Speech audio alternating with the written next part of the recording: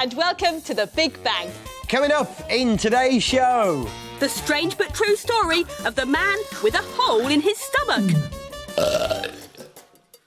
And I'll be making sweet music with rubber bands and cardboard. And for today's big question, we go off-road.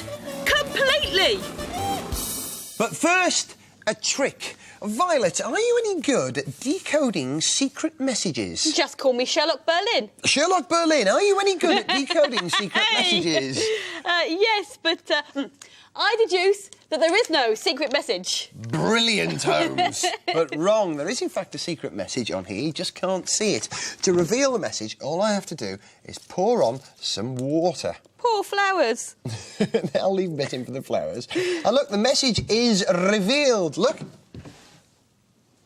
The secret is out. Brilliant. How's it work? Well, it's all got to do with the fibres in the paper. What you do is you take a piece of paper, make it slightly wet, and then cover it with another piece of paper. Then write your message with a pencil. Don't press too hard. But by pressing on that paper, what you're doing is actually mashing up the fibres in the wet piece of paper. And mashed up fibres reflect light differently to unmashed up fibres, but they only reflect the light differently when they're wet. When they dry out, the message becomes invisible. That's really cool. I got a trick for you, though. I can remove this tablecloth without disturbing the crockery. Ha-ha! The old tablecloth from under the crockery trick, eh? I'd like to see that. Well, you will, at the end of the show.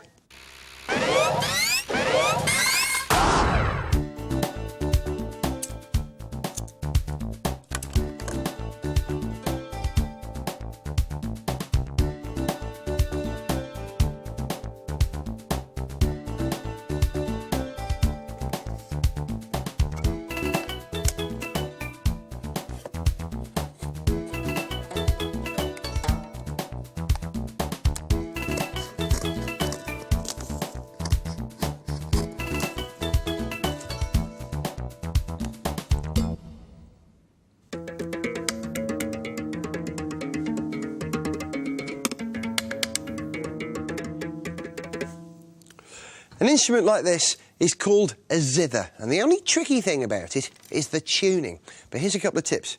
Basically, the longer and looser your lassie band, the lower the note. Look, I can demonstrate if I slide my peg along. Listen to the sound as the peg makes this elastic band effectively longer. The note goes down.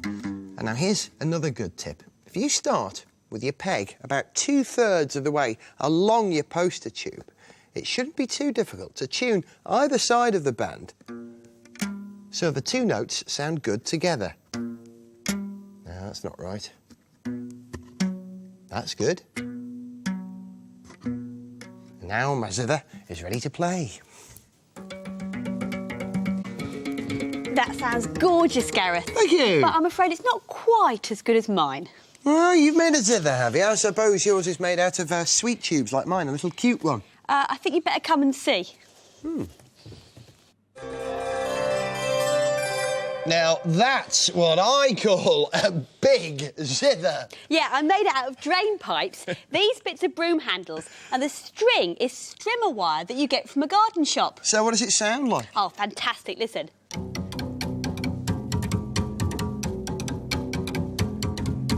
Wow, it's really low, isn't it? But you didn't play that big bass note. Ah, bit of a problem with that. Ready?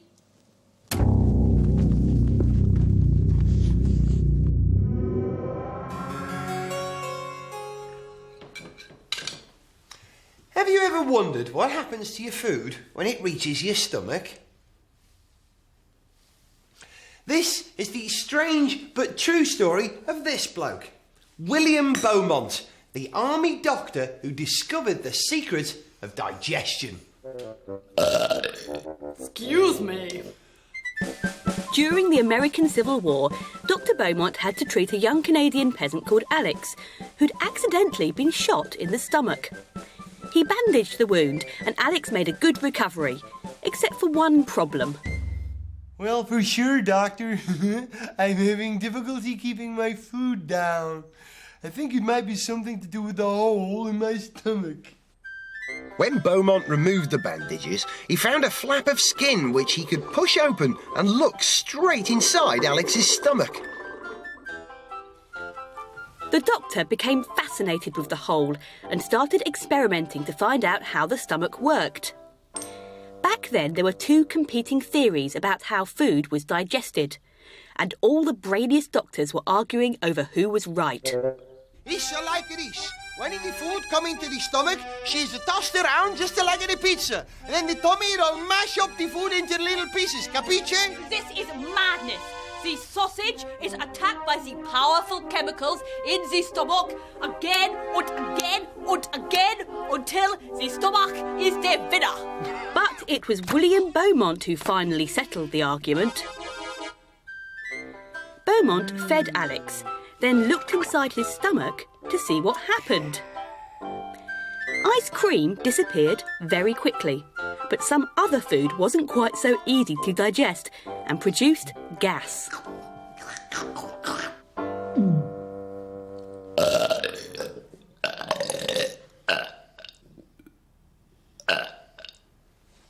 He also found that exercise helps digestion. 103. Come on, work it. But best of all, he discovered the secret everyone had been searching for. Beaumont collected a sample of liquid from Alex's stomach and had it analysed. It contained hydrochloric acid, a powerful chemical that breaks down food. He'd finally proved that it's the chemicals in your stomach that digest your dinner. A great discovery, but not everyone was happy. Oh, Mamma mia! You mean it wasn't all of the bangity thumpity in the stomach? Nincompoop!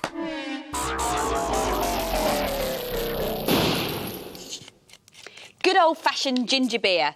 Just the thing to cool you down on a hot summer's day. And we made this ourselves. In fact, it's almost as much fun to make as it is to drink. Oh, you can tell that's proper ginger beer. It's got a real kick to it.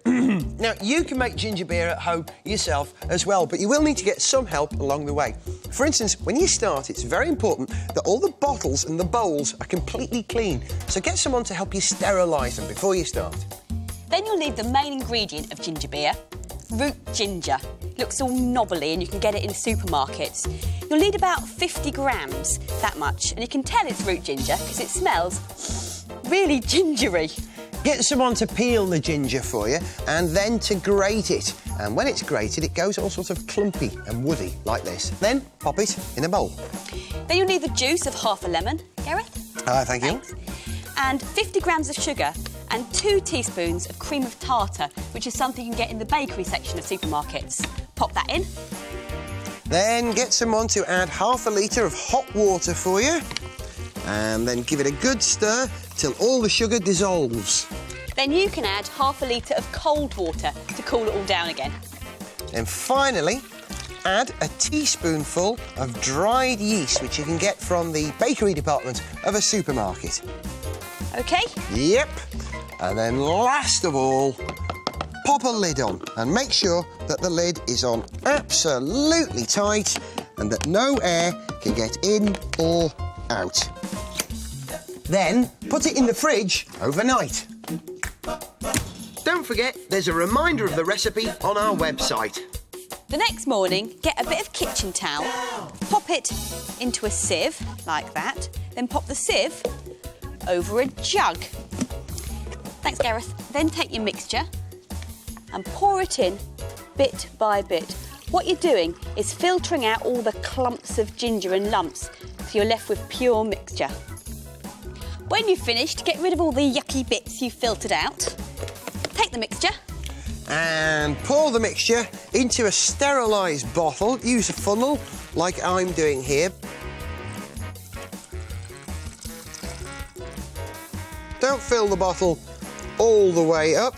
Make sure that you've got a bit of an air gap at the top. And then finally, seal the bottle with a screw top so none of the bubbles can get out.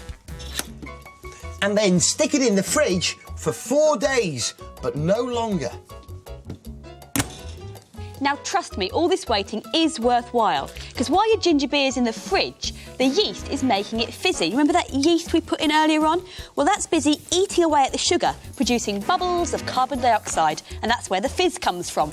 Now, because it's so very fizzy, you have to be very careful when it's time to open your ginger beer. Do it in a bowl or in the sink, put a cloth over the top and open it very carefully because there will be some fizzing and it might just over-fizz. Careful! But that's actually part of the fun. How about that? That's perfect. Brewed ginger beer, Violet. Wow. Now, don't worry, your ginger beer is non-alcoholic, but you can still celebrate making your first ginger beer. Cheers. Well done.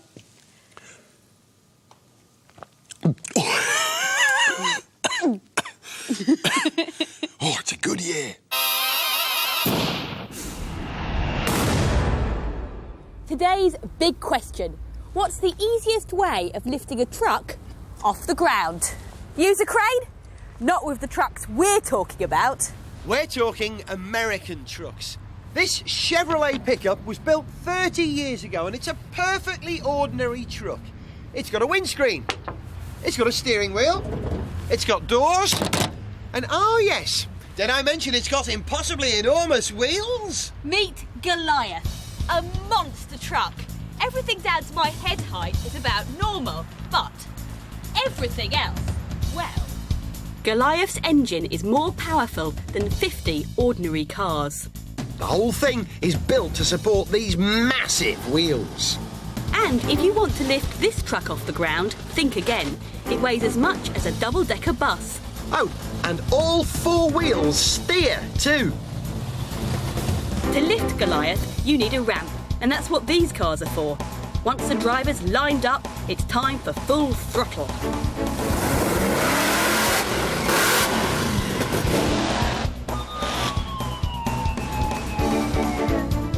Well, both front wheels got off the ground all right, but the back wheels didn't go very far at all. Goliath may be powerful, but it's just too heavy. Now, if you want to get a truck off the ground, what you need is... The Bandit. The Bandit also has a monstrously powerful engine and huge tyres, but these have been shaved down so that they're lighter.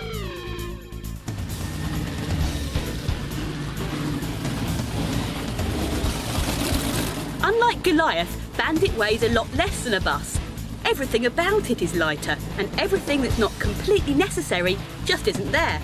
There's no passenger seat, no headlamps, no mirrors. What, there's no stereo? No, and no fluffy dice. But then the Bandit is designed to launch itself into the air.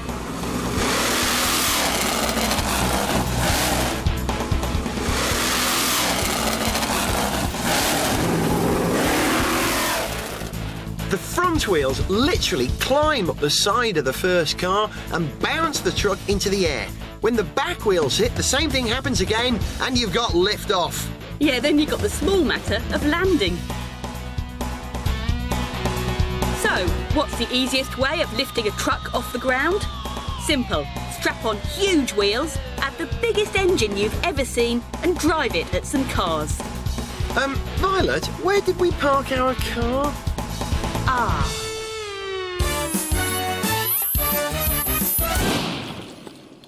All right then, Violet, you said you were going to snatch that tablecloth out from under that crockery. Well, I said I would, and so I will. Hang on, I'm getting out of the way.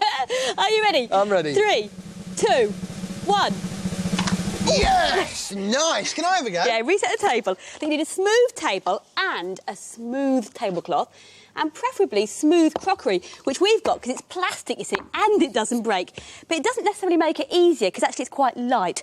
Also, the tall stuff goes at the back, near the edge of the table, so that's off first. And you should be set. Go on, have a go.